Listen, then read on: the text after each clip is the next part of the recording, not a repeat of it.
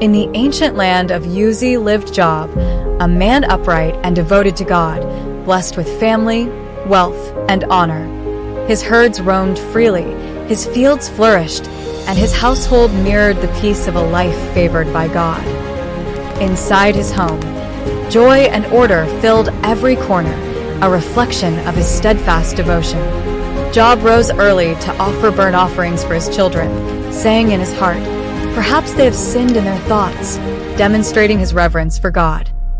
In the heavenly realm, the adversary challenged Job's motives, claiming he served God only because he was blessed.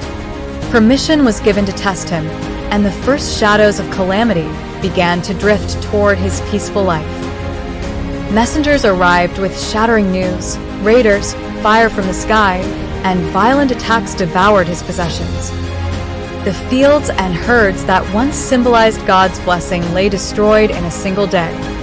Everything Job possessed fell over the ruined land, echoing the magnitude of Job's loss.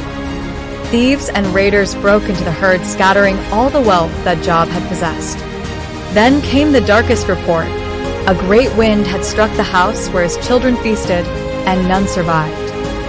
Job stood on the ground in grief, mourning deeply yet declaring, "The Lord gave, and the Lord has taken away." Job was shattered into pieces, mourning the loss of his family and all that he possessed.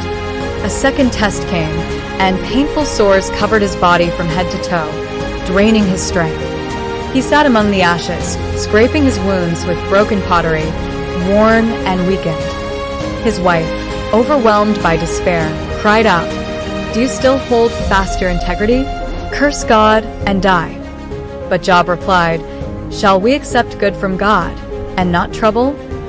His 3 friends, Eliphaz, Bildad, and Zophar, arrived, stunned by his suffering, and sat with him in silence for 7 days.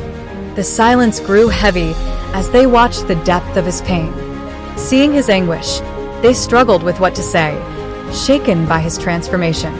Job lifted his voice and lamented the day of his birth, pouring out his grief honestly before God. His friends broke their silence, insisting Job must have sinned. They urged him to admit wrongdoing or abandon hope of God's justice. Job, wounded by their accusations, held to his integrity, saying, "Though he slay me, yet will I trust in him." At last, he questioned the mystery of his suffering, longing for God to answer him. Nature began to shift as clouds gathered and winds moved with unusual force. The air thickened as the storms spiraled upward, signaling the descent of divine presence.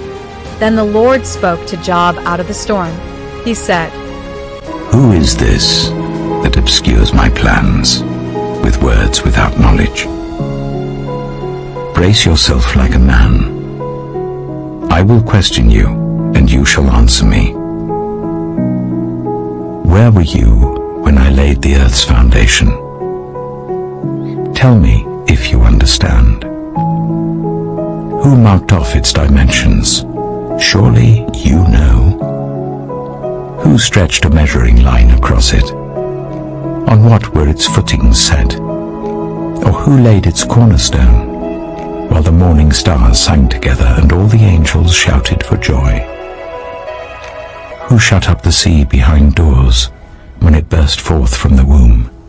When I made the clouds its garment and wrapped it in thick darkness, when I fixed limits for it and set its doors and bars in place, when I said, 'This far you may come and no farther. Here is where your proud waves halt.' Have you ever given orders to the morning, or shown the dawn its place, that it might take the earth by the edges and shake the wicked out of it? The earth takes shape like clay under a seal. Its features stand out like those of a garment. The wicked are denied their light, and their upraised arm is broken. Have you journeyed to the springs of the sea, or walked in the recesses of the deep? Tell me if you know all